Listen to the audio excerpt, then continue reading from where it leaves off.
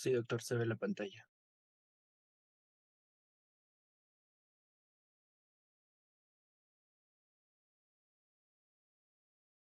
Vamos a esperar un poquito que ingresen algunos de los compañeros más.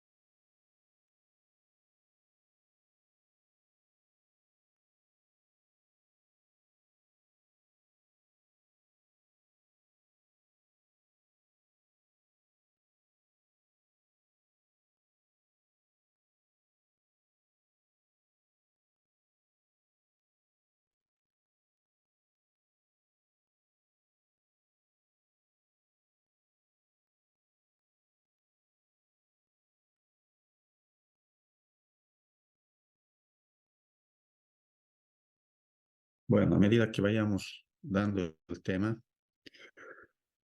vamos a ir añadiendo nomás, aunque es un perjuicio, no ir admitiendo a cada momento. Entonces, siguen entrando. Por eso 10 minutos antes les he mandado el link para que traten de ingresar.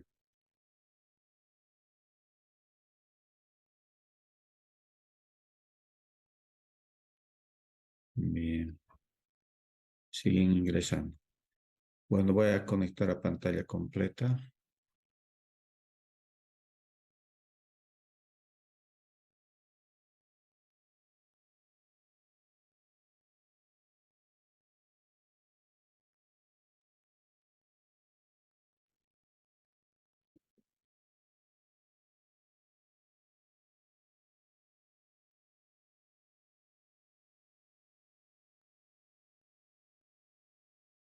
Ahí se ve la pantalla completa, ¿verdad?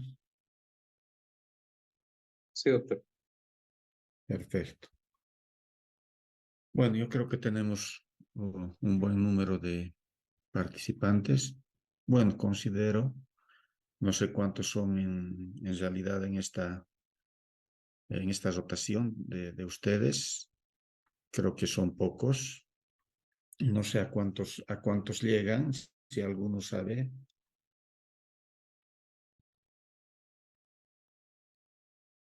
¿Cuántos alumnos son en esto de las especialidades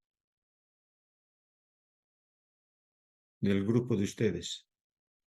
Como 90, ¿Algunos doctor, saben? creo, o 80. Yo creo que menos, ¿no? Deben ser unos 80, sí, 90, porque el anterior grupo creo que eran de 130 o 100 y algo más. Porque los de práctica también se han reducido. La anterior rotación era de 5 alumnos, ahora es de 3. Bien, vamos a empezar el tema. Es un poquito largo, de repente vamos a tener que volver a ingresar si es que acaso me pide, porque estamos con Zoom. Si me pidiesen, entonces vamos a aguardar un poquito y vamos a continuar en una segunda parte, porque creo que el tiempo en Zoom es limitado.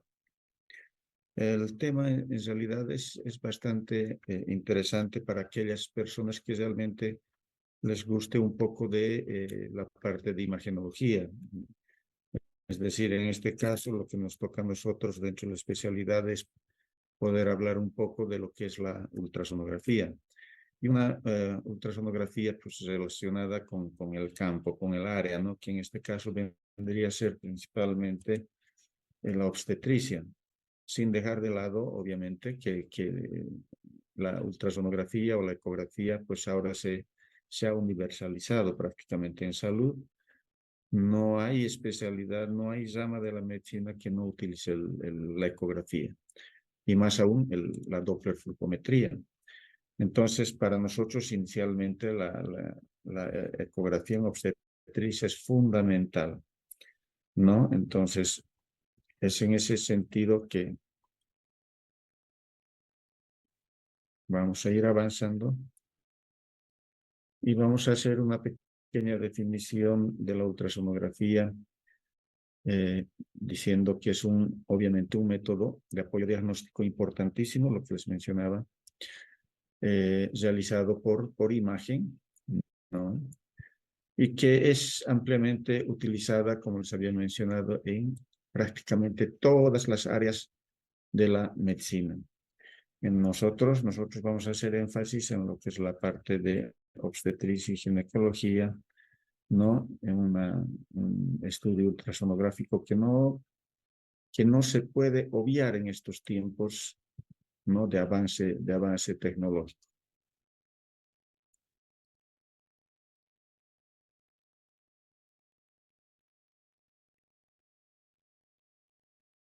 Recordarles también que este es un procedimiento no invasivo, lo que quiere decir que prácticamente lo que usa es el sonido y no usa ningún tipo de instrumento que ingrese y sea nocivo para la gestación, para el producto, para las partes ovulares, en este caso la placenta, las membranas. Entonces no invadimos para nada con el ultrasonido, simplemente utiliza ondas de sonido.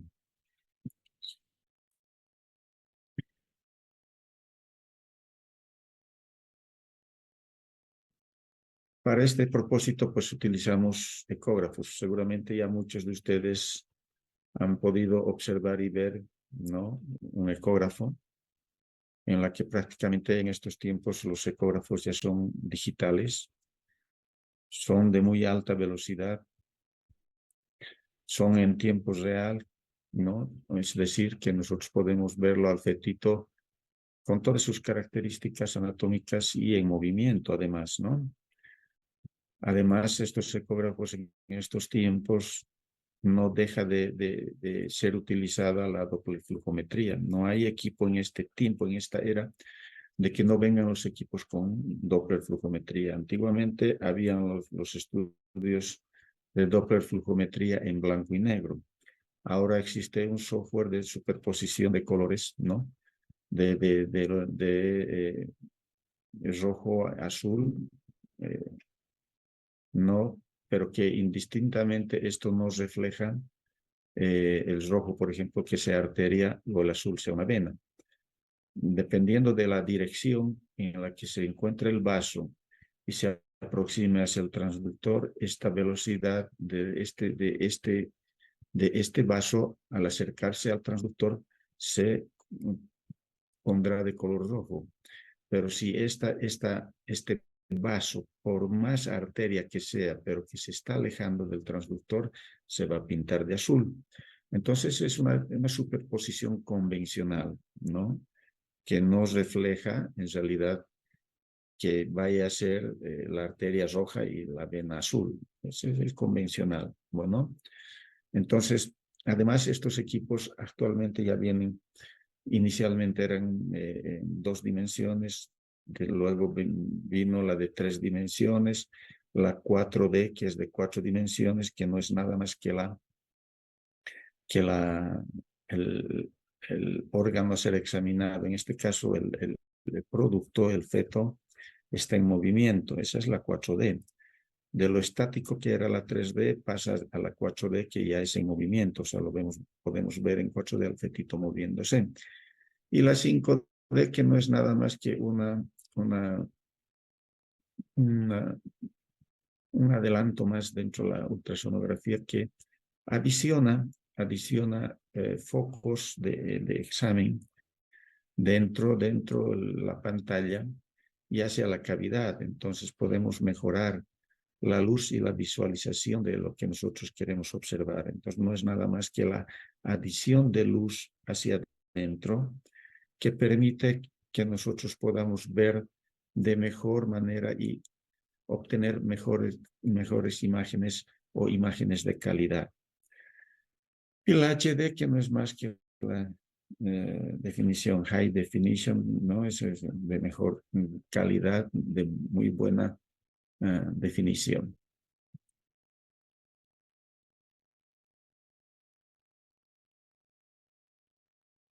Bueno, siguen entrando, compañeros. A esto hay que añadir que estos ecógrafos también cuentan con transductores para las diferentes especialidades, ¿no? Son transductores de diferentes rangos de frecuencias, ¿no? Y volumétricos. Los volumétricos se utilizan generalmente para la obtención de imágenes en 3D, 4D. Y rangos de frecuencias quiere decir de alta o baja frecuencia, dependiendo de la onda de velocidad que vaya a utilizar. Estos transductores son de alta frecuencia si las ondas son de muy alta frecuencia, o sea, son pequeñitas, en pocas palabras, o de los ciclos de longitud corta, y las de frecuencia baja son de longitud larga, ¿no? Cada ciclo. Entonces, un segundito. Ahí tenemos algunos ejemplos de ecógrafos, ¿no? Donde estamos viendo aquí un ecógrafo Mindray. Este es un equipo chinito, muy bueno, ¿no? Acá tenemos, este es de mesa, este otro es de mesa. ¿Se ve mi punterito? ¿Se ve? Perdón. ¿Se ve mi flechita o no? Sí, doctor, se ve. ¿O prefieren el puntero que ponga? A ver, puntero láser, este vamos a utilizar. Entonces, este es el de pie, ¿no? Que tiene rueditas, que puede ser trasladado, obviamente. Este otro es más pequeño, el de abajo, que cumplen de repente funciones, pero en cuanto a calidad, de repente uno es mejor que la otra. Depende mucho de las marcas y de qué es lo que uno pretende y para qué quiere utilizar. Este es un portátil que nos sirve para estudios no de baja calidad, pero sí de estudios muy de repente limitados, ¿no? Los equipos de mayor complejidad o más sofisticados, de alta gama, como se llama, entonces son equipos que se utilizan con multipropósitos, o de repente hay exclusivos para ginecología obstetricia, por ejemplo, ¿no? Y existen equipos multipropósito, como les digo, que pueden servir para otras especialidades dentro de la medicina. Ahí abajo tenemos una serie de transductores, algunos, les voy a mencionar algunos, 2, 4, 6, 8 transductores. Estos dos de acá abajo son endocavitarios, ¿no? Uno es en 2D, el otro es en 3D, es volumétrico. Este es un transductor volumétrico, ¿no? Quiere decir 3D, 4D, este también 3D, 4D, este es 2D, es transvaginal. Este es un transductor volumétrico, pero para otra función. También es un tipo volumétrico. Estos son 2D, ¿no? Convexos 2D. Este es un lineal y probablemente este podría utilizarse como para un transductor para estudio transfontanelar en los recién nacidos, ¿no? O también pueden de repente utilizarse para uso oftálmico, ¿no? Entonces, esta es una parte de los transductores. Existe una gama, pero grande, de acuerdo a las especialidades de las que se pueda disponer y utilizar más adelante.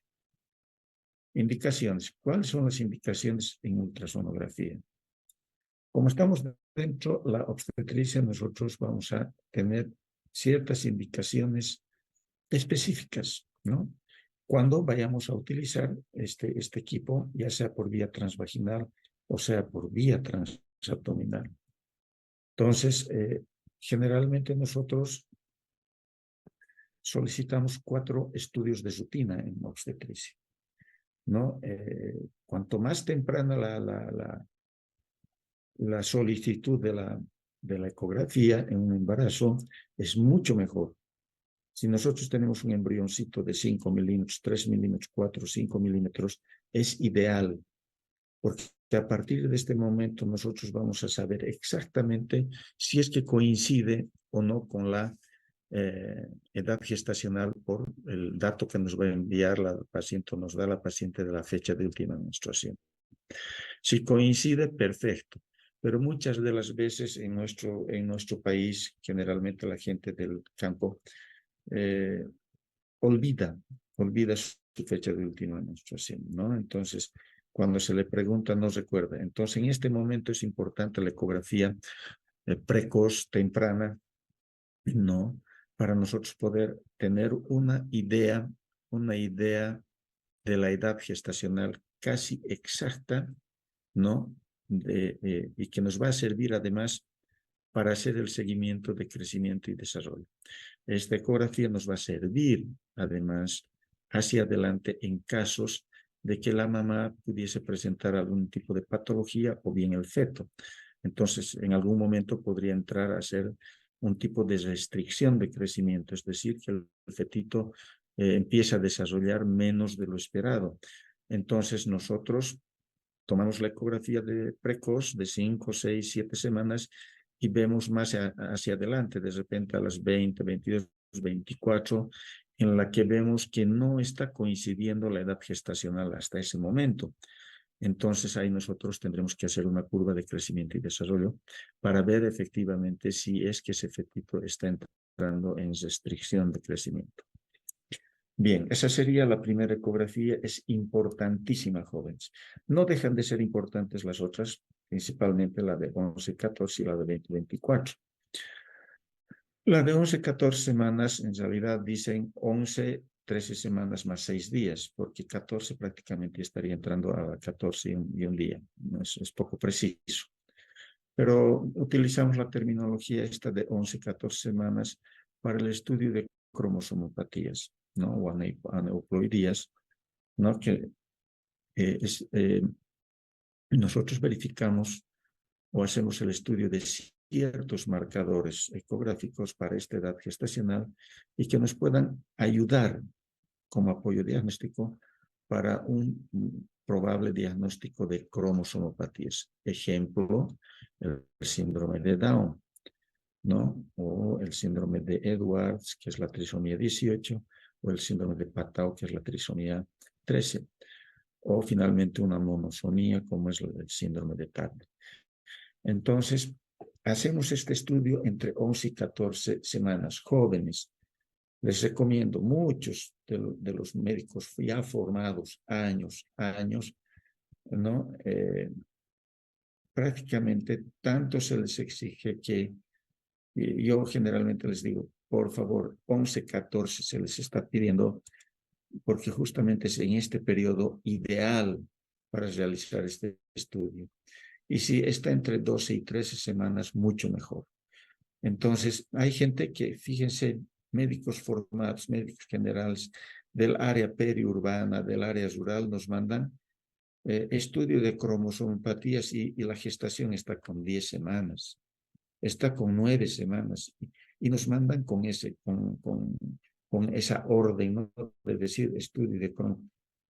Y a ratos hasta molesta, les digo sinceramente, ¿cómo es posible que tanta insistencia de que hagan bien las solicitudes y además entiendan? Tienen que saber ustedes que este estudio se realiza en 2014.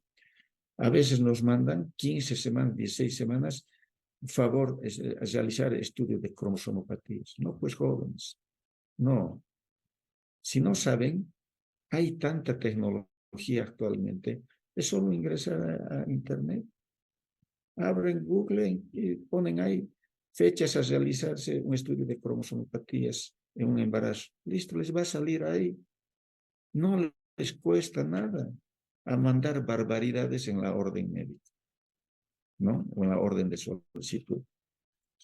Bien, entonces la de 11-14 también es fundamental, principalmente en aquellas pacientes gestantes mayores de 35 años. Son las que generalmente presentan las tasas más altas de aneuploidías o cromosomopatías, principalmente el síndrome de Down. Luego tenemos la tercera ecografía, que es el de 20-24 semanas, donde hacemos un estudio detallado de la morfología del feto.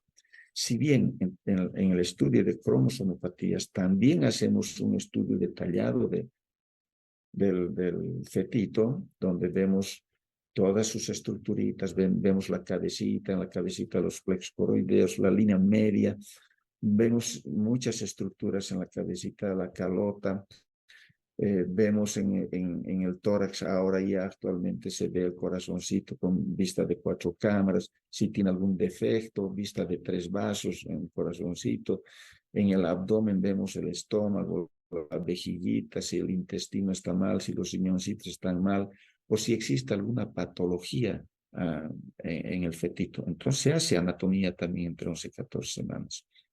Pero el nombre propio de morfología es de las 20-24 semanas, ¿no? Donde vamos a constatar evidentemente si existe la presencia o no de alguna malformación congénita mayor principalmente. Entonces, un otro estudio importantísimo que sí o sí se debe realizar. Actualmente, en los avances, tenemos, ya se ha cambiado la nomenclatura, la de 35 y 31-35 semanas era de crecimiento y desarrollo. Actualmente sí se considera crecimiento y desarrollo, pero también se ha adicionado un control de morfología fetal entre las 31 y 35 semanas. Entonces hay que realizar, porque existen estructuras anatómicas que se pueden modificar en el transcurso de estos 2 meses a seguir, ¿no? Desde las 20, 21, 22 semanas, más 2 meses estaríamos frente a 31 semanas o 2 meses y medio, entonces se pueden modificar algunas estructuras anatómicas en el fetito o aparecer algunas que no habían sido detectadas en el estudio morfológico de 2024 y que son pasibles a ser detectadas en el estudio de 31-35 semanas. Por lo tanto, no deja de ser importante también el estudio de ecográfico en estas semanas de gestación. Entramos al estudio de ultrasonográfico de primer trimestre. ¿Para qué nos sirve este estudio? Nosotros identificamos, primero que nada, si esta gestación es tópica o ectópica, ¿no? Es única o múltiple.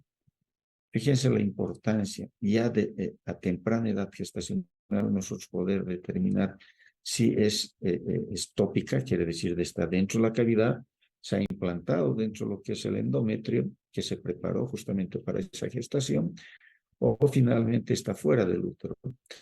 Un 85% de las gestaciones ectópicas están en la trompa. El resto se distribuye en otras áreas, pero es una gestación ectópica. Y decir también si es única o múltiple. Al decir única es 1. Y al decir múltiple podemos ya variar desde un gemelar a un triple embarazo, cuádruple, quíntuple, ¿no? Entonces, la ecografía por eso es importante en esta edad gestacional, inclusive para ver la corionicidad de esta gestación múltiple. Es importante, ya les decía, les mencionaba un principio, la estimación de la edad gestacional. Muchas de las madres no recuerdan la fecha de última menstruación y es importante entre la realización de esta ecografía entre las 5, 6, 7 semanas de gestación, o sea, la ecografía precoz. Y ahí tienen más fidedigna en el primer trimestre. O sea, es importante porque así de pequeñito, desde así pequeñito estamos diagnosticando la edad gestacional y a partir de este momento nosotros vamos a ver cómo va creciendo y desarrollando ese producto. Además, nos sirve para la evaluación biométrica, es decir, el saco gestacional, cuánto mide, qué edad gestacional nos arroja. El saco vitelino, que es una estructura importantísima de ser visualizada en esta edad gestacional. No se puede dejar de no ver el saco vitelino. Si no se ve el saco vitelino, es una gestación, lo más probable, inviable. El saco vitelino es forma parte del embrión. Es la primera estructura en aparecer, jóvenes, en el saco gestacional. No aparece primero el embrión, aparece el saco vitelino. Y este saco vitelino cumple muchas funciones importantes en el embrión.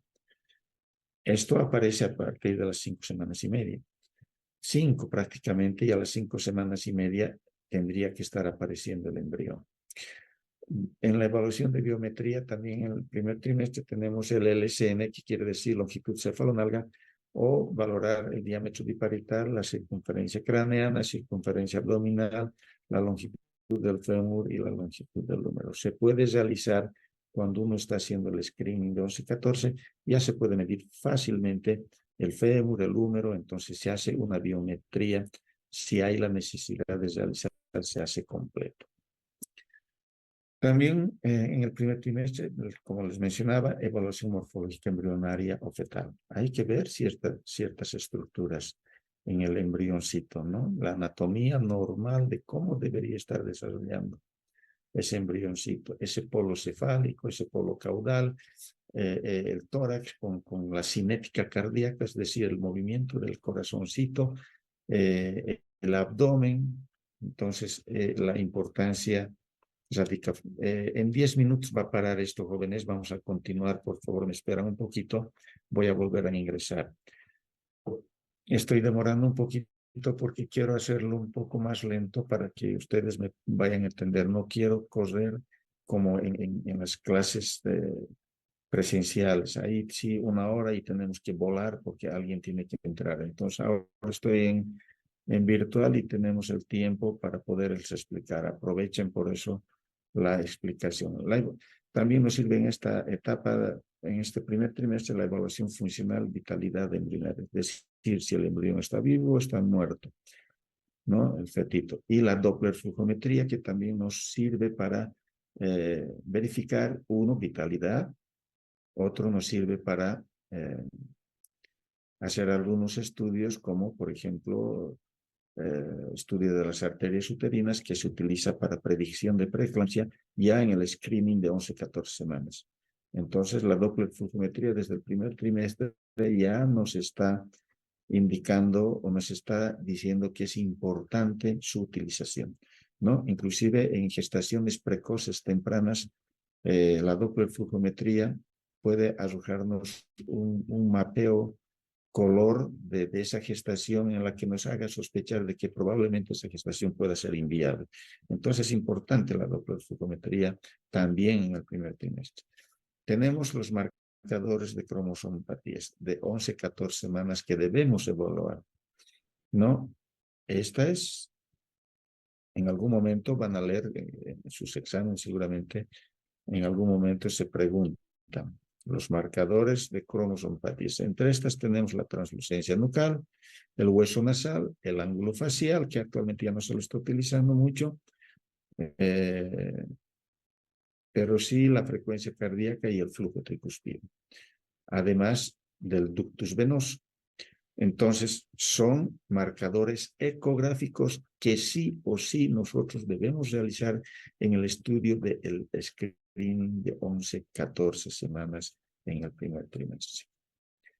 También nos sirve esta ecografía del primer trimestre para procedimientos invasivos. Podemos hacer biopsias de velocidades coriales, de repente hacer algún otro procedimiento como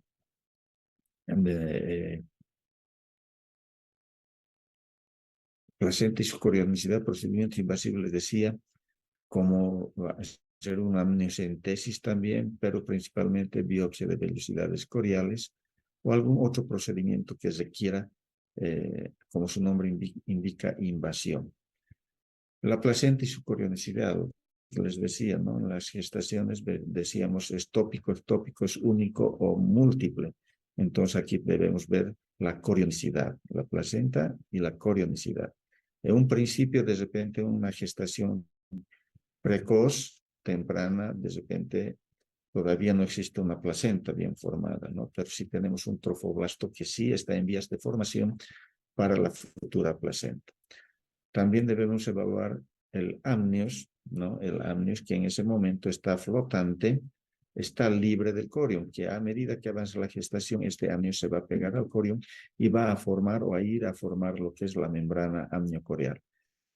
El líquido amniótico u ovular también es importante su valoración. ¿Cómo está esa cantidad de líquido amniótico, no? Cuando decimos líquido amniótico u ovular, nos referimos a los espacios amniótico y la cavidad coriónica, ¿no? Que están llenos de líquido. También evaluamos el cordón umbilical, la inserción del cordoncito, cómo está insertada en la placentita. Entre otras indicaciones, tenemos para evaluar la neoplasia trofoblástica gestacional o la mola hidatiforme. En algún momento han debido escuchar hablar de mola hidatiforme, que no es nada más que una alteración del trofoblasto. Además de una gestación anembrionada, es decir, que no se haya formado el embrioncito. Son anomalías que se presentan durante el proceso de división celular. Restos ovulares muchas veces en esta etapa abortan y nosotros debemos evaluar si existe todavía restos de esa gestación. A eso se llama restos ovulares posaborto. O masas pélvicas asociadas a embarazo, que quiere decir algún quiste de ovario, algún tumor, un mioma, que esté asociada al embarazo. Aquí tenemos algunos ejemplos, ¿no? Ahí podemos ver un saquito gestacional que estamos midiendo en sus 3 dimensiones y nos arroja una edad gestacional con un diámetro promedio de 1.18 y nos está diciendo edad promedio por ultrasonografía de 5 semanas y 6 días. Entonces, este es un saquito gestacional y fíjense, adentro hay un anillito. Fíjense, adentro hay un anillito que lo he medido también y mide 2.6 milímetros. Normalmente mide de 2 a 7 algunos autores y otros de 3 a 6 dicen, ¿no? Normalmente. Este mide 2.6, está normal, ¿no? Pero fíjense las características y es la primera estructura en aparecer en una gestación normal. Ahí tenemos un poco más nítida la imagen ya de un fetito mayor, una edad gestacional más avanzada, ¿no? Entonces tenemos el fetito de 27.7 milímetros y nos está arrojando una edad gestacional de más o menos 9 semanas y 5 días, medidas desde la cabecita a la nalguita, ¿no? A su lado, fíjense ese anillito, qué bonito se ve, hiperecogénico, ¿no? Este es el saco vitelino que forma parte del embrión. El saco vitelino secundario, obviamente, está alejadito del embrión, ¿no? Que luego, después, a medida que avanza la gestación, esto se va a reintroducir dentro de la cavidad abdominal y va a ir a formar parte de lo que es el intestino medio del fetito. Tenemos esta estructura, fíjense, como lacitos aquí a los 2 lados, no es nada más que el amnios, ¿no? El amnios que a futuro se va a fusionar con esta otra estructura que está aquí bordeando, que es el corión. Entonces, entre estas 2 estructuras va a unirse y va a formar la membrana amniocorial, ¿no? Entonces, hablábamos del líquido ovular, entonces decía, el líquido ovular que está dentro de la cavidad amniótica aquí, y dentro de la cavidad coriónica, porque el corión está aquí, también líquido. Entonces, a esto se llama, el conjunto de este líquido se llama líquido ovular. Ahí tenemos un ejemplo de embarazo gemelar, jóvenes, ¿no? En este caso estamos viendo que están separados. Tenemos un signo lambda, ¿no? Aquí tenemos 2 sacos vitelinos. Este es un embarazo gemelar bicorial, quiere decir que tiene 2 placentas y es biamniótica. Ahí tenemos el signo lambda en el círculo amarillo. Este es el signo lambda que nos está diciendo en una gestación mucho más avanzada, pero que con este signo nosotros automáticamente decimos que se trata de una gestación gemelar bicorial biamniótica. Y este es el signo en T invertida, ¿no? Que vemos en una gestación monocorial, pero que es biamniótica. Es gemelar, tiene dos cavidades, una, dos, pero está dividida por el amnios. Pero fíjense, no hay el signo lambda. Esto nos da la característica de una placenta monocorial biamniótica en una gestación gemelar. Ahí tenemos la medidita de una longitud cefalorrabadilla o cefalonalga que nos está arrojando 61 milímetros de longitud. Ahí tenemos otra medidita de un fetito que nos está arrojando 12 semanas y 6 días. Ideal para hacer un estudio de screening. Aquí es un corte sumamente importante donde estamos viendo el huesito nasal, la piel ahí arribita, la punta de la nariz y lo más importante, tenemos la translucencia nucal muy bien delimitada, muy bien visualizada. El ángulo facial, ¿no? Ahí estamos midiendo, acá estamos midiendo la translucencia nucal. El ángulo facial nuevamente menor a 82 grados, es menor, normal. Y luego entramos a la ultrasonografía morfológica.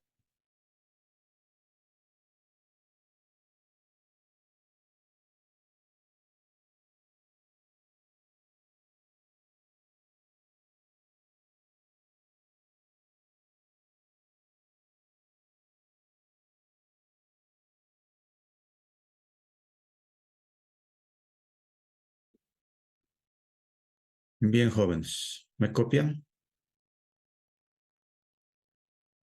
Sí, doctor, se escucha. Perfecto, continuamos entonces. Espero acabar ya con estos 35 minutos más. Bien, el tercer estudio entonces viene a ser la ultrasonografía morfológica de segundo trimestre, que se realiza entre las 20 y 24 semanas. De preferencia. Entonces, este es un estudio,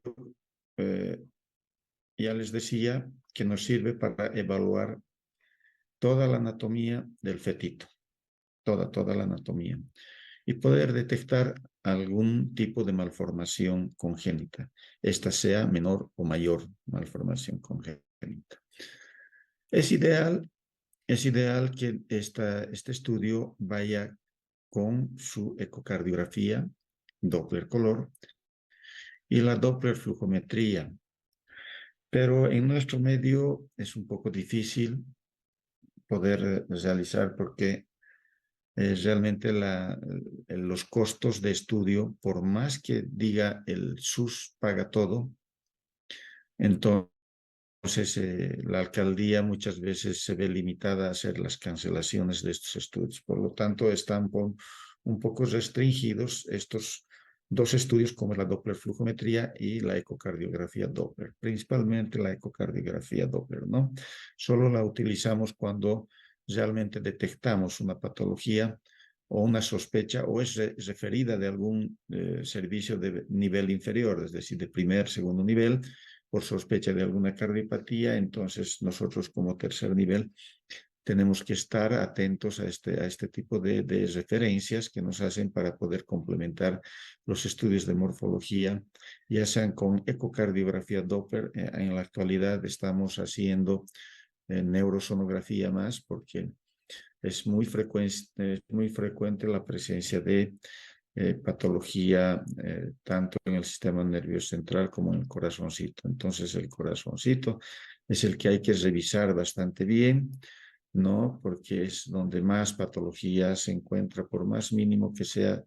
Entonces hay que detectar esas patologías. Muchas veces pasan desapercibidas y después del nacimiento recién se están detectando. Esto, ¿cuál la finalidad de la detección precoz? Es para poder preparar un ambiente adecuado al nacimiento del producto y además de poder hacer una junta de varias especialidades, ¿no? Y poder determinar cuál es la conducta que se va a seguir para beneficio de este producto que va a nacer. ¿Cuáles son las indicaciones más importantes para el estudio de morfología fetal entre 20 y 24 semanas? Uno es anomalía fetal. Si nos refieren con anomalía, nosotros tenemos la obligación de hacer. Ahora, muchas veces nos mandan como rutina, ¿no? Ven que la paciente ha cumplido 20, 22, 23 semanas y ya de rutina nos mandan estudio de morfología fetal, ¿no? Entonces nosotros tenemos que revisar. Actualmente, como les decía, entre 31 y 35 también se está haciendo, aunque con ciertas limitaciones, el estudio de morfología fetal complementaria a las 31 y 35 semanas. También es una enfermedad hereditaria que la madre o el padre o los progenitores hayan tenido, ¿no? Entonces, siempre hay que considerar que el potencial de presentarla, que presente el fetito un producto con algún problema, una malformación, siempre hay que considerar si los padres tuvieron algún problema. Por ejemplo, si el padre o la madre tuvo cardiopatía, se sometió a alguna cirugía, siempre existe el riesgo de que el producto pueda haber adquirido también algún problema de la patología, en este caso del padre o de la madre. Entonces es importante averiguar si existe alguna enfermedad importante que hayan tenido los antecesores. También se indica morfología fetal en la gestación múltiple, el embarazo gemelar, en edad materna avanzada, en la restricción de crecimiento intrauterino, ¿no? Ahí es importante porque ya hemos dicho que nosotros tenemos una edad gestacional del primer trimestre, ¿no?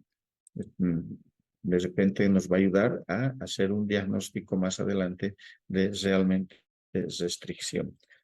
Entonces, el estudio morfológico es importante para ver cómo ese fetito está hasta esa fecha desarrollándose.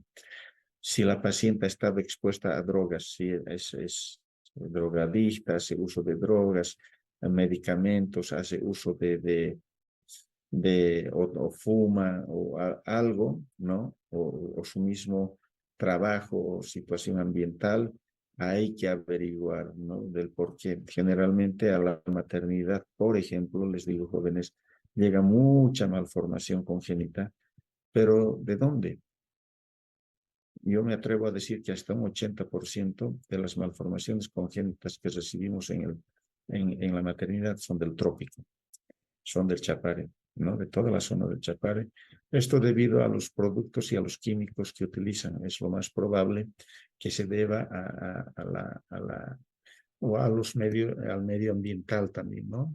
O el uso de drogas, bueno, un montón de cosas pero la mayoría llegan del trópico, las malformaciones, todo tipo de malformaciones. Infección durante el periodo gestacional, también si la paciente ha recibido algún tipo de tratamiento por alguna infección o si la paciente está actualmente con alguna infección, puede, por ejemplo, toxoplasmosis, citomegalovirus, alguna infección detectada, es importante la realización del estudio morfológico. Si la paciente es RH negativa y está en su primera gestación, segunda gestación, tercera gestación, recibió vacunas, no recibió vacunas, si es pasible a isoinmunización y de repente el feto, el segundo o el tercer embarazo está en riesgo. Seguimos con las indicaciones para el estudio de morfología fetal. Nos sirve como prerequisito para la realización de procedimientos invasivos, nuevamente, en este caso principalmente la cordocentesis y la amniocentesis. Además, nuevamente, así como en el primer trimestre utilizamos la Doppler flujometría, también en el segundo trimestre, es decir, en el morfológico, utilizamos la Doppler flujometría. Y entre otras tenemos la biometría, que obligatoriamente tenemos que hacer a ese fetito para saber qué edad gestacional tiene. Hacemos su anatomía fetal, vemos la placentita, su inserción de la placenta, del cordón umbilical y la valoración de la cantidad de líquido amniótico. Además de la longitud cervical vía transvaginal, que muchas veces ante el antecedente de partos pretérminos, a veces amerita la realización de la medición de la longitud cervical para también hacer una predicción de parto pretérmino. Sin embargo, ya habíamos dicho que en el screening de 11-14 también medimos la longitud cervical para predicción de parto pretérmino. Existe un software especializado que nosotros introducimos todos los datos y hacemos cálculos de riesgo precisos, ¿no? Precisos para decir si ese feto tiene trisomía, para decir si está en riesgo de preeclampsia y para decir si va a tener amenaza de parto o parto pretérmino. Voy a hacer una miscelánea de algunas imágenes. Ahí tenemos una cabecita de un fetito. Bueno, en este caso es un fetito grande, pero es simplemente para mostrarles el polo cefálico, ¿no? Que veamos toda la calota y estamos haciendo la biometría. En este caso nos está botando 34 semanas y 3 días. Esto es un cortecito para ver el ventrículo lateral. Acá, esta estructurita que vemos aquí como en fondo de una bolsita, se llama atrium. Es el asta posterior del ventrículo lateral en el sistema nervioso central del fetito. Y medimos el atrium a esta altura, ¿no? Entonces vemos que mide 5.9 centímetros, o sea, 0,5. Eso significa que está cerca de 6 milímetros. Normalmente no debe medir más de 10 milímetros el atrio. Ahí tenemos otro corte. Estamos hablando de morfología jóvenes, ¿no? En la cabecita. Acá tenemos una vista transcerebelar, ¿no? Donde estamos viendo este corte, el primer corte transtalámico, ¿sí? El segundo corte es el transventricular, el tercer corte es el transcerebelar, un corte un poco más oblicuo. Estamos viendo el cerebelo, acá tenemos la cisterna magna y más atrásito el pliegue nucal. Además de otros cortes de anatomía, vemos las dos órbitas y medimos los diámetros interorbitario interno y el externo. El externo es el que nos bota la edad gestacional. Entonces, en este caso, el diámetro orbitario externo de 3.4 centímetros, es decir, 34 milímetros, nos arroja una edad gestacional de 22 semanas, ¿no? De este fetito. Otro corte que debemos hacer obligatoriamente es el sagital. En el corte sagital debemos ver siempre el huesito frontal, debemos ver el huesito nasal, la punta de la nariz, la boquita, el paladar y el mentoncito, ¿no? Cualquier alteración de este perfil puede estar asociado a alguna patología. Por ejemplo, si no vemos el mentón o vemos un mentón anormal, podemos asociar a micrognatia, y la micrognatia es propia de la trisomía 13. Ausencia de hueso nasal, propia del síndrome de Down, ¿no? Y así en el perfilcito podemos ir viendo otras estructuras, ¿no? Por ejemplo, el abombamiento del hueso frontal, ¿no? Nos puede estar indicando un fetito con acondroplasia. Entonces, la importancia radica ahí.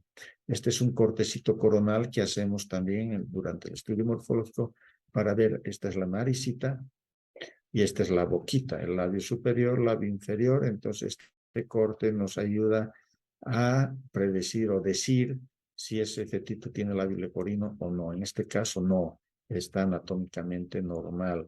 La simetría de las dos fosas nasales también nos indica la normalidad. Cuando hay labio leporino, la fosa nasal se deforma, no se ve y se ve una cisura aquí, la interrupción en el labio superior. Entonces es muy fácil de ver un labio leporino. Seguimos el perfil, les decía nuevamente, y aprovechamos de ver nosotros, aprovechando este corte, que hay bastante líquido en la parte anterior de la presentación, o sea, de la carita, aprovechamos de hacer un estudio morfológico. Para eso utilizamos el transductor volumétrico. Entonces, en este caso hemos puesto la obtención de las imágenes y hemos obtenido el rostrito o la carita de este fetito que les he mostrado, ¿no? Ahí tenemos otra vista en la que se movió el fetito, pero se dejó identificar sus 4 deditos, ¿no? Apoyándose en la carita y prácticamente tapando uno de los ojitos. Se ve claramente el mentón, la boquita, la nariz, el otro ojito, la frente. Prácticamente un fetito absolutamente normal. Luego hacemos un corte en el abdomen. En el abdomen vamos a ver la vena umbilical o la vena porta, llamamos. Vemos aquí el estómago, la rama descendente de la aorta. Esta es la suprarrenal.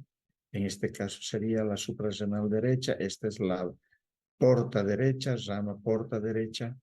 Acá tenemos parte del riñoncito. Acá tendría que estar la suprarrenal, pero no se ve porque está la columna vertebral delante.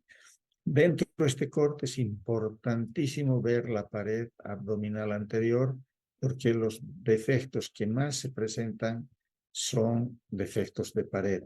En este caso, la gastrosquisis y el ónfalocele, que son patognomónicos muchas veces, el ónfalocele de alguna trisomía.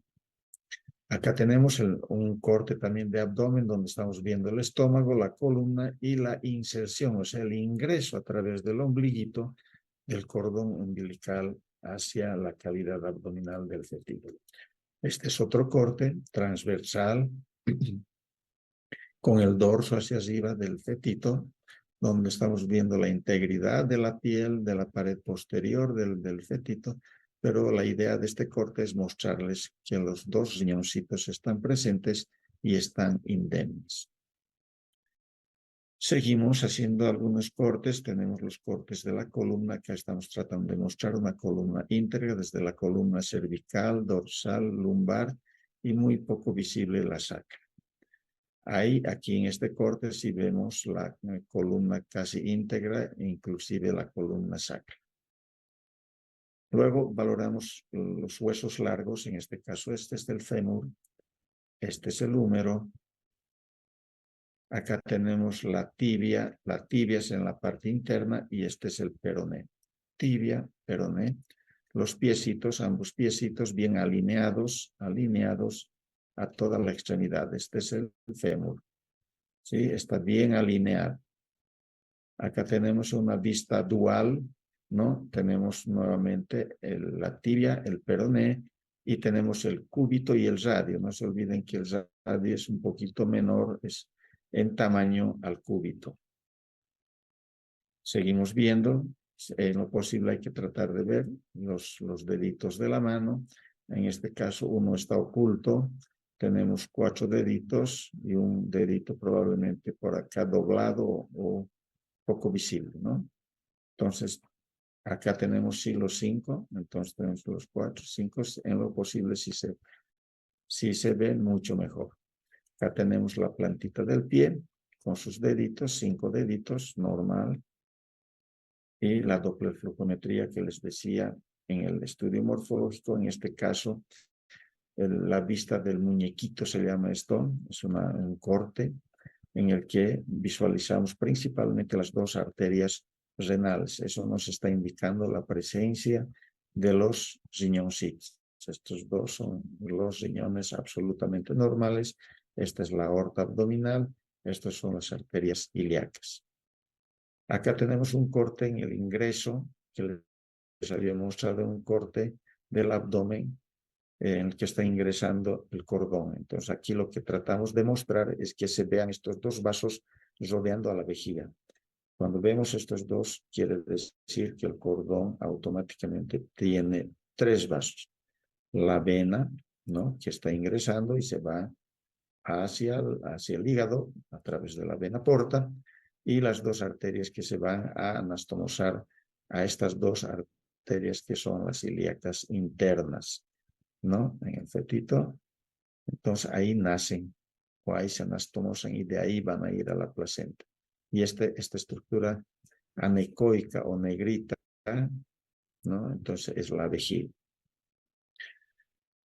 Y finalmente tenemos que en el morfológico sí o sí determinar el sexo, ¿no? Entonces el sexo femenino y tenemos el sexo masculino. Además de la placenta, ¿no?, la maduración de la placenta, el grado de madurez de la placenta, en este caso, fíjense, están prácticamente todo calcificados, los cotiledones. Esta es una placenta en la clasificación de Peter Granum, una placenta grado 3. Y el Doppler color que nos está mostrando, en este caso, 2 arterias y una vena, ¿no? En este caso está pintando de azul y de rojo la vena. Lo que les decía, es convencional esto de los colores. Acá, para ejemplificar un poquito, tenemos una circular de cordón. Este es un corte a nivel de la columna cervical del fetito. Y estamos viendo, ¿no?, que existe una circular de cordón a tensión en el cuellito del feto. Luego pasamos a hacer un examen rápidamente, lo que les decía del corazoncito. Acá tenemos un corazoncito en el tórax. Evaluamos también los campos pulmonares. Tenemos la aorta, ¿no?, la aorta descendente, y la vista de 4 cámaras, en la que vamos a ver 2 ventrículos, 2 aurículas, el agujero oval, el tabique interventricular, el septum primum, el septum secundum, y prácticamente es un corazón de vista de 4 cámaras simétrica. Acá tenemos un cortecito, igual vista de 4 cámaras, y la vista de 3 vasos más la tráquea aquí que se ve normalmente. La frecuencia cardíaca, importantísimo siempre hacerlo en la válvula tricúspide. Acá utilizamos nuevamente el Doppler para ver el flujo atrioventricular, ver que siempre sea simétrica y que el tabique interventricular esté indemne, ¿no? Entonces, sabemos que la patología más común y más frecuente en el corazón es la comunicación interventricular. Si hubiese comunicación aquí, nosotros vamos a ver un flujo turbulento aquí, chispeante, que nos va a hacer sospechar de comunicación interventricular. Y, para ejemplo, mostrarles esto, que cuando no se hace un estudio de anatomía fetal, podemos tropezarnos con este tipo de productos. Aquí tenemos un fetito siamés, tóraco-onfalópago, que detectamos en la maternidad. Trataron de separar, vivieron una semana y luego fallecieron los 2, uno más temprano que el otro. Entramos a la ultrasonografía del tercer trimestre. Entonces ya hemos hecho la ultrasonografía precoz, la ultrasonografía de 11-14, la morfología de 20-24, y ahora estamos entrando al 31-35, que en este caso viene siendo el de crecimiento y desarrollo, además de un estudio morfológico complementario. ¿Qué hacemos en el tercer trimestre? Hacemos nuevamente biometría para saber la edad gestacional, ¿no?, el peso fetal. Además, valoramos la placenta, el cordón umbilical, el líquido amniótico. Además, complementamos con un estudio de Doppler flujometría, si el caso amerita, que generalmente sí solicitan por alguna situación, y el monitoreo de bienestar fetal, que es tema de mañana. Mañana voy a dar el tema de bienestar fetal. Ya es presencial esto, ¿no? Entonces, todo esto se debería realizar. No es rutinario el estudio de monitoreo de bienestar fetal, no es rutinario, tiene sus indicaciones. La Doppler flujometría también, pero las otras sí son de estudio obligatorio. Y la ultrasonografía del posparto, ¿no? En el posparto, ¿qué vamos a evaluar? Evaluamos al útero y sus anexos, el endometrio, la cavidad uterina, si hay masas, si hay colecciones líquidos sólidas, evaluación del fondo de saco de Douglas, en caso de cesárea, evaluar la histerosafia, ¿no? En esos casos nosotros hacemos un estudio ultrasonográfico postparto. Pero esto no, nosotros no decidimos. Quienes deciden son los que están en salas, en piso. Son ellos los que mandan para realizar en el gabinete ecográfico estos estudios. No es que deben hacerlo. A ver, ha tenido su bebé y vayan a hacerle una ecografía postparto. No tiene sentido. Tiene que haber alguna indicación para que nosotros podamos hacer un estudio postparto, ¿no? En un caso, por ejemplo, si hay sospecha de restos ovulares o se quedó un cotiledón de la placenta, entonces valoraremos la cavidad endometrial o la cavidad uterina y vemos si existen masas adentro. Muchas veces se embarazan con miomas, inclusive, entonces hay que determinar si se quedó el mioma dentro de la cavidad o si hay masas externas, quistes, o si hay miomas subserosos, si hay colecciones líquidos sólidas, ¿no? En el posparto, entonces muchas veces obvian y en el posparto recién están pidiendo, después de haber cerrado todo el procedimiento quirúrgico, hacemos una ecografía de control por X motivo y resulta que encontramos un tumor, un quiste o algo y que no se percataron. La evaluación del fondo de saco de Douglas es importante para ver si ese líquido que estamos observando en el fondo de saco es sangre o es otro líquido, no es pus o qué líquido es. En caso de cesárea, entonces valoramos la histerosafia, quiere decir lo que han suturado. Muchas veces suturan mal, no afrontan bien los bordes y tenemos istmoceles, ¿no? Que se llaman como patología y la paciente va sangrando en sus ciclos mensuales posteriores en más cantidad. La ecografía en ginecología es importante en nuestro ramo. Entonces, ¿cuáles son los flusos? También decimos que vamos a realizar por vía transvaginal o transabdominal. La más utilizada es la transvaginal. Sin embargo, la transabdominal tiene algunas indicaciones específicas cuando vamos a realizar. ¿Cuáles son esas condiciones de su practicabilidad? Depende de la aceptación o no de la paciente.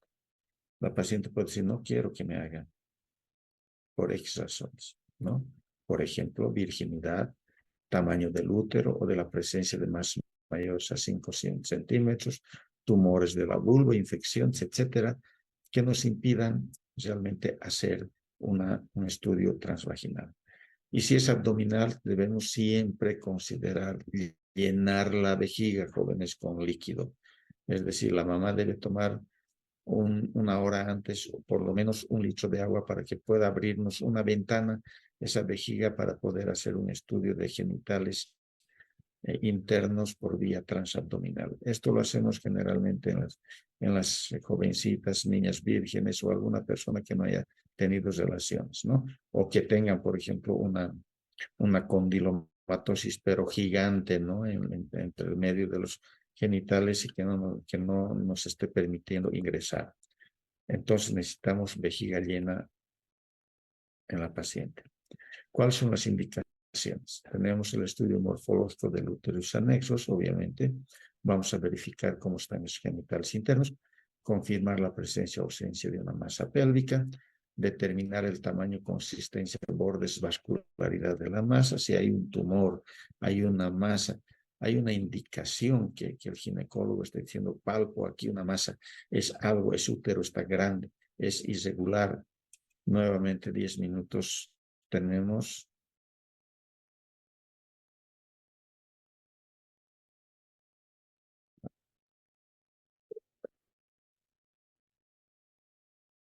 Ya pasó.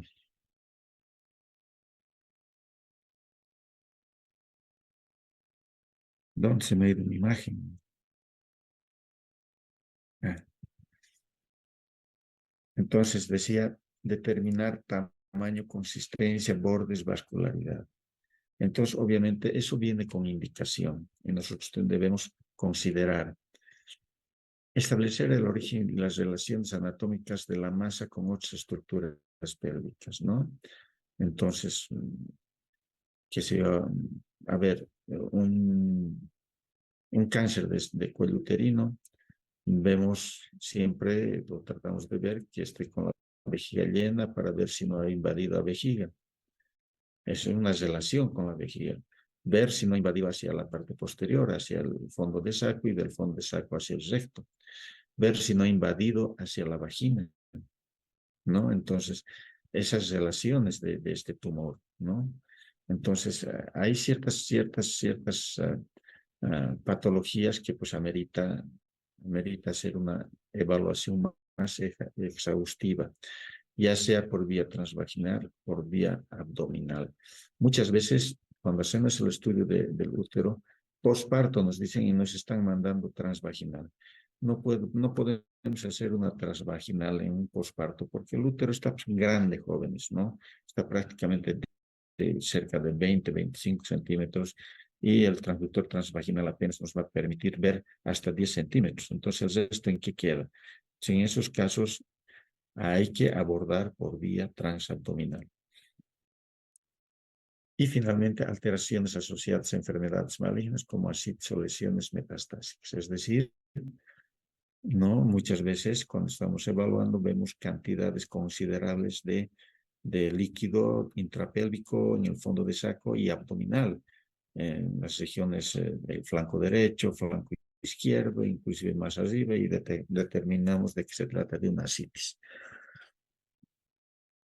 o alguna lesión metastásica con origen del cáncer en otro órgano. Además, nos sirve para orientar la aspiración o biopsia de las masas pélvicas. En un estudio ginecológico nosotros podemos ver un quiste gigante y podemos aspirar. Sin embargo, estos quistes pueden llenarse nuevamente de líquido en un corto tiempo. Entonces, a veces amerita nomás una cirugía para retirar estos quistes o estas masas pélvicas seleccionadas. Enfermedades endometriales, una endometritis, pólipos endometriales, miomas submucosos, enfermedades inflamatorias, ¿no? Endometritis, les decía, salpingitis unilateral, bilateral, o hidrosalpinx unilateral, bilateral, quiere decir hidrosalpinx líquido libre en la trompa, o puede ser un piosalpinx, pus en las trompas, o un hematosalpinx, sangre en las trompas. Entonces, mucho se puede ver con un estudio ginecológico. Evaluación de la posisterectomía para ver la cúpula vaginal, cómo está la cúpula vaginal, si dejaron algún ovario, no dejaron ovarios o dejaron los dos ovarios, cómo están esos ovarios. Bueno, localización del DIU, o sea, está entre las indicaciones. Pueden existir un montón de indicaciones, pero de las más frecuentes son estas, ¿no? Dispositivo intrauterino. Hemorragia vaginal de etiología indeterminada. Uno no sabe. El médico que está solicitando dice la paciente sangra intermenstrual o sangra hasta 3 veces en un ciclo, o sea, en un mes. Entonces quiere determinar de dónde está sangrando, por qué está sangrando. Entonces son hemorragias vaginales de etiología indeterminada, no se sabe la causa. Entonces, pero él también, o el ginecólogo, tiene que saber detectar si hay algún antecedente de un mioma, de un pólipo, de cáncer, de un trastorno hematológico, de algún trastorno ovárico, anexial, de alguna patología que esté haciendo sospechar ese sangrado anormal. Sangrado posmenopáusico. En las menopáusicas no debe existir sangrado. Si después de la menopausia hay sangrado, hay que sospechar de algún problema. Casi por lo general lo que se sospecha es cáncer, ¿no? Cáncer de endometrio o del cuello uterino. Control y seguimiento de maduración folicular. Esto en casos de infertilidad nosotros hacemos el seguimiento folicular y hacemos en días precisos durante el ciclo menstrual y el ciclo ovulatorio. Entonces, también nos sirve el estudio transvaginal para este propósito. Aquí tenemos un útero en anteversoflexión, todo esto es el útero, y vemos una linecita al medio. Este es un endometrio lineal, se llama, que puede estar relacionada con una postmenstruación. Después de que se descamó todo, entonces el endometrio queda una linecita. O también puede ser por muchas causas, ¿no? Que esté haciendo uso de gestágenos o progesterona, que esté en uso de algún producto que no esté haciendo desarrollar endometrio, tratamientos de hipertiroidismo, hipotiroidismo, pacientes con algún trastorno casi general de amenorrea, que va a hacer que este endometrio no desarrolle anorexia nerviosa, trastornos endocrinológicos, obesidad, desnutrición. Bueno, existe un montón de patologías. El MELA, método de lactancia amenorrea, entonces va a hacer que este endometrio sea lineal. Aquí tenemos un endometrio que está desarrollando ya, un endometrio trilaminar. Fíjense las tres lineecitas, ¿no? Entonces este es un endometrio trilaminar proliferativo inicial, fase estrogénica. Es decir, está en el inicio. Esto es prácticamente del postmenstrual que les he mostrado, empieza a desarrollar en los siguientes días y vemos un endometrio de esta naturaleza. Un estudio de ovario, un ovario normal con 6 folículos en maduración, y este es un ovario patológico, es un ovario poliquístico, ¿no? Con gran cantidad de pequeños folículos, ¿no? A predominio subcortical. Entonces, probablemente se trate de un ovario poliquístico. Y finalmente entramos al estudio Doppler en obstetricia. Tenemos 2 minutos. Luego de esto voy a entrar un ratito más, por favor, unos 10 minutitos más, para, de repente se va a cortar esto antes de tiempo. Ya les decía que no hay estudio obstétrico en estos tiempos de avance tecnológico, que no se utiliza la Doppler flujometría, se utiliza en todo, pero para nosotros en la obstetricia es fundamental el uso de la Doppler flujometría. En ginecología también utilizamos en caso de tumores y otro tipo de estudios que nosotros ameritemos realizar con estudio Doppler, ¿no? Dice aquí, virtualmente es imposible practicar la obstetricia sin ella. Ya prácticamente todos los estudios obstétricos se deben realizar siempre con Doppler flujometría. Entonces, ¿cómo más o menos van a imaginar y funciona la Doppler flujometría? Si este es el transductor, tenemos un cristal transmisor que emite una onda con una determinada velocidad. Y esa onda que está emitiéndose choca con un objeto, ya sea estático o en movimiento. Cualquiera de los dos, va a mandar una onda, o sea, es decir, va a ser una reflexión, bueno, es reflejar una onda diferente a la emitida, ¿no? A este efecto se llama efecto Doppler, ¿ya? Entonces capta el cristal receptor y esto manda la señal hacia el equipo, hacia el procesador del equipo, y el equipo procesa esta información y la transforma en imagen. Es una forma de cómo actúa el transductor, es decir, el ecógrafo. Acá tenemos un otro ejemplo más preciso para medicina principalmente. Tenemos el transductor y tenemos un vaso con glóbulos rojos. Se me va a cortar ahorita, jóvenes. Vamos a estar haciendo. Hola. Se escucha, doctor. Ya, no, es que alguien quería hablar. Bueno, continuamos entonces. Este es un ejemplo para que tengan más o menos idea de cómo funciona la Doppler flujometría. Entonces tenemos el transductor del equipo, del ecógrafo, que emite una onda con una determinada velocidad. A esta vamos a llamar la onda E. 1. Choca con un vaso que tiene un contenido, que en este caso son los glóbulos rojos que están en movimiento. Al chocar con estos glóbulos en movimiento va a emitir una onda reflejada con una velocidad 2 diferente. Esta diferencia de velocidades, a esta diferencia de velocidades se la conoce como efecto Doppler. Vamos a leer un poquito. El transductor verde emite una frecuencia azul que es recibida por los glóbulos rojos en movimiento, manifestándose el primer efecto Doppler. Los glóbulos rojos envían otra frecuencia rosada que es recibida por el receptor estacionario, manifestándose el segundo efecto Doppler. O sea, este segundo efecto es justamente por el movimiento que tienen estos vasos y está representado prácticamente por los glóbulos rojos.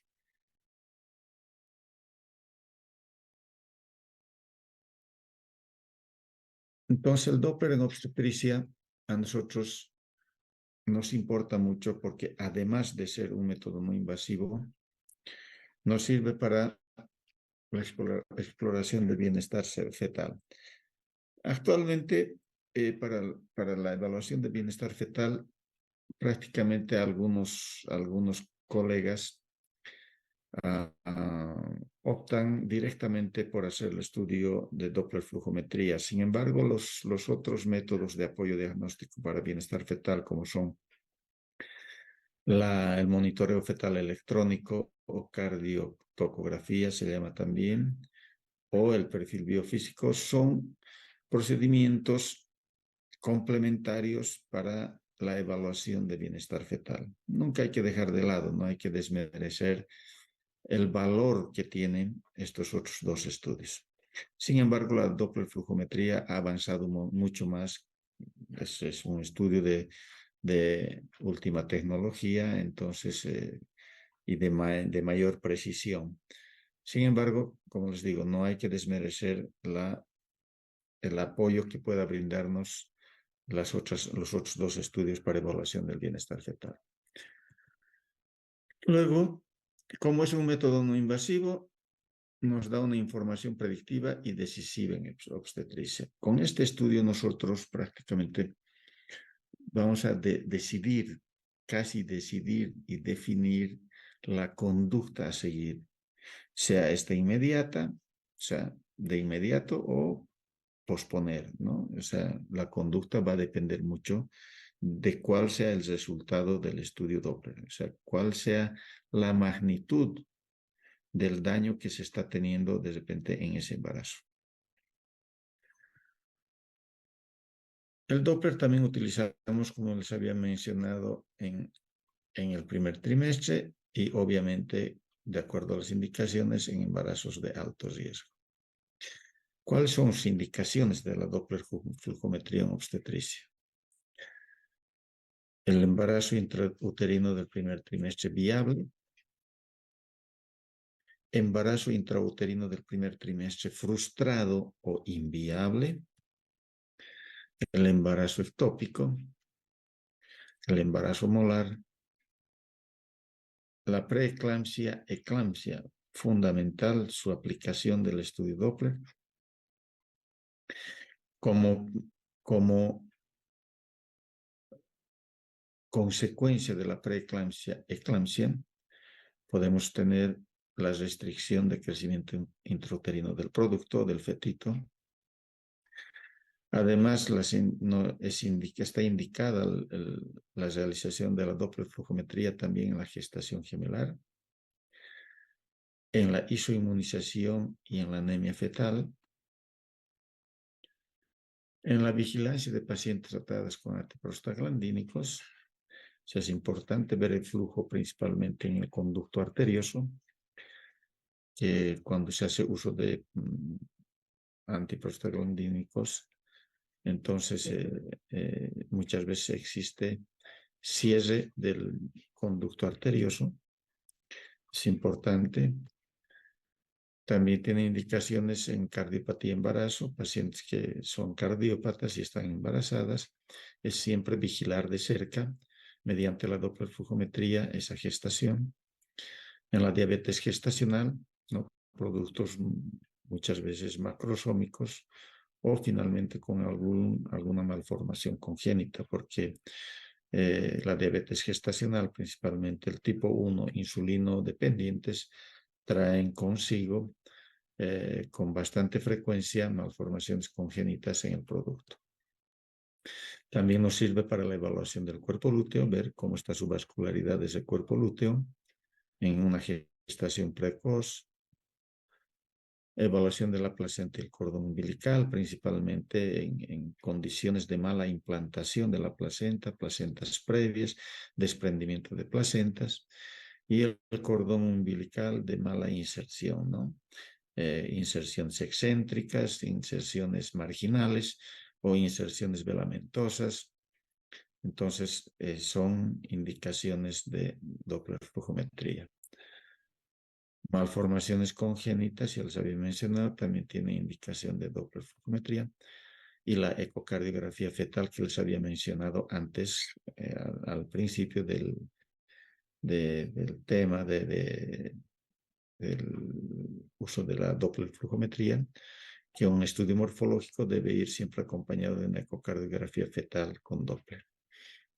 Además de las masas, tumores de útero y anexos, es importante el uso de la dopplerflujometría, evaluar sus flujos, sus velocidades y sus impedancias. ¿Cuáles son los vasos mejor estudiados? En este caso tenemos a las arterias uterinas, umbilical, a la arteria cerebral media, la vena umbilical, el ductus venoso. Estos son los más importantes para nosotros. Cuando hay necesidad de complementar, complementamos con el flujo tricuspideo y el istmo aórtico. Entonces, obviamente se pueden estudiar muchos otros vasos o arterias o venas, ¿no? De acuerdo a la indicación y a la patología que se está queriendo determinar o saber, ¿no? ¿Cuál es el problema fundamental de esa gestación, ¿no?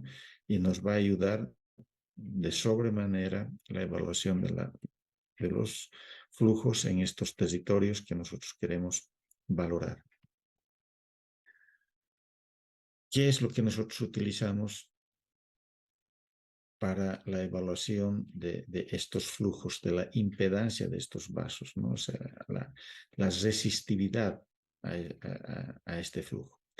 Entonces tenemos que en una onda de velocidad, un ciclo, tenemos una onda en la que vamos a ver el flujo sistólico, que es similar al electrocardiograma, ¿no? O a un esquema de un corazón funcionante, ¿no? La sístole, tenemos, o sea, la sístole, cuando se abren las válvulas sigmoideas, se contraen los ventrículos y expulsan a través de los grandes vasos hacia la circulación, ¿no? Esa es la sístole. Y la diástole, ¿no? La diástole, que no es nada más el cierre de las sigmoideas y la apertura de la tricúspide de la mitral y el llene de sangre desde las aurículas a los ventrículos. También existe la medición de la velocidad media en este tipo de ondas. ¿Qué índices nosotros utilizamos para la evaluación justamente de las resistividades o la resistividad de estos vasos? Valoramos nosotros a través de los índices de resistencia o de Pourcelot, que se empezó a usar en el año 1974, el índice de pulsatilidad o de Gosling, que se utilizó en 1976, es decir, 2 añitos después, que es el que mejor se utiliza, el que más se valora, porque este índice de pulsatilidad valora además la velocidad media. Eso es lo importante. En cambio, el índice de resistencia no valora la velocidad media. La relación sístole-diástole es un índice recientemente, ¿no? O sea, ni tan recientemente, ¿no? Bueno, son más recientes que los dos anteriores. Data del año 1980. pero hay una diferencia de 4 años con respecto del índice de pulsatilidad. Entonces, pero aún así, cualquiera de los tres son útiles en la evaluación de la resistividad de los diferentes territorios, de los diferentes vasos que se quieran evaluar. Entonces ahí tenemos como ejemplo una valoración de la arteria uterina, donde vemos, fíjense, un pico sistólico aquí, ¿no? Es la sístole, y a partir de acá tenemos un flujo diastólico tremendamente alto en la arteria uterina. Esto es bueno en la arteria uterina, que tenga un flujo diastólico alto. Esto está reflejando que el paso, el flujo a través de la placenta hacia las arterias uterinas o de las arterias uterinas hacia el feto está sumamente permeable, sin resistencia, ¿no? Acá tenemos algo diferente. Fíjense, tenemos un flujo diastólico alto, un flujo diastólico bajo y además una escotadura que se llama escotadura protodiastólica o notch. Eso nos está indicando de que existe resistividad, alta resistencia. No será mucha porque todavía tiene flujo diastólico, pero sí hay que tomarla en cuenta esta escotadura. Acá tenemos algún ejemplo de ejemplos de arteria uterina patológica, ¿no? Donde estamos viendo, fíjense, el notch, pero aún preserva flujo diastólico, ¿no? Aquí ya, fíjense, el flujo diastólico es tremendamente bajo, con notch o escotadura protodiastólica. Este es un flujo de muy alta resistencia, está muy aumentada, y finalmente el flujo diastólico puede hacerse reverso, ¿no? Este flujo diastólico reverso ya es una situación severa de mal pronóstico.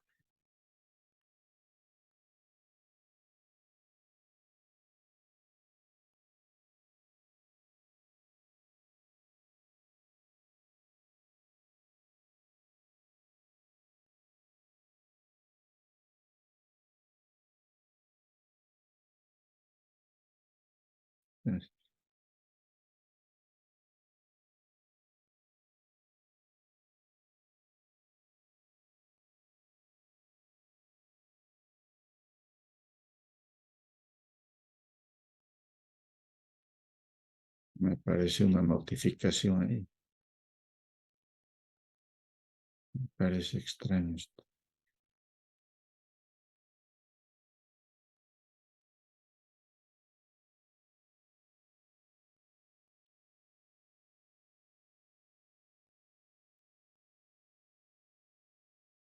Bueno, continuamos.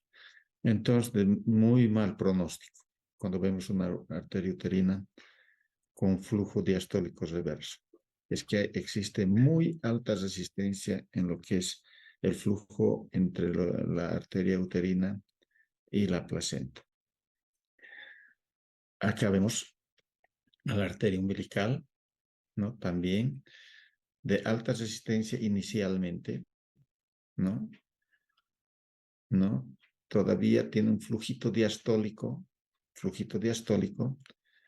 que se ve, se visualiza todavía, cuando esto normalmente debería ser un flujo diastólico alto, igual que esa uterina. Entonces acá también está fallando. Y fíjense acá, ya prácticamente está desapareciendo el flujo diastólico.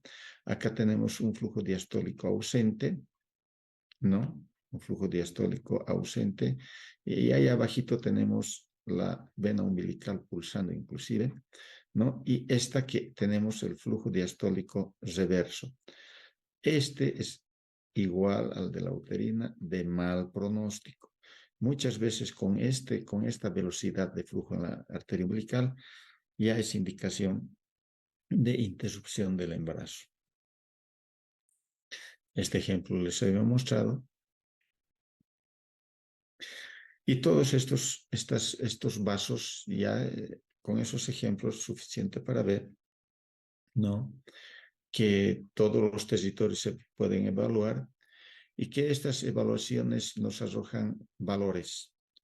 Y estos valores están ya o tienen tablas prediseñadas, ya tienen sus valores en percentiles, ¿no?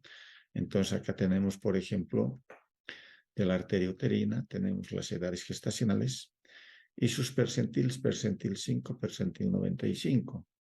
Entonces, cuando estos valores están por encima del percentil 95, ya es patológico, ¿no? El percentil 50 es normal, el 5 aún es normalidad. No hay problema si esto baja a 4, 3, no hay problema. El problema con la alta resistencia en la arteria uterina es que esté por encima del percentil 95 y eso indica alta resistencia o alta resistividad de los vasos. Ahí tenemos la arteria umbilical, igual percentil 5, percentil 95, percentil 50, 90. Entonces la edad gestacional y entonces estas son tablas prediseñadas las cuales nos van a ayudar mucho para hacer el diagnóstico de bienestar fetal.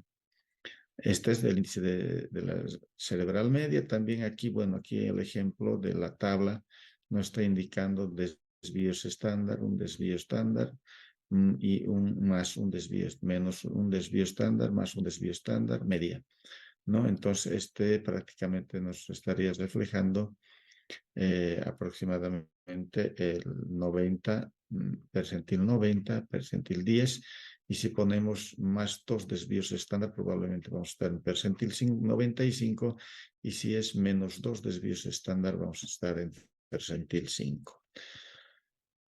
Este es un ejemplito de la arteria umbilical. Vemos el flujo de la vena umbilical de rojo. La vena, si tendríamos que decir, es azul. Bueno, aquí la dirección es que quiere decir que el flujo de la vena hacia el transductor se está dirigiendo hacia el transductor, por lo tanto se pinta de rojo. Y las de azul son las arterias, ¿no? Las arterias en todo caso tendrían que ser rojos, pero se están alejando del transductor, por eso se pintan de rojo.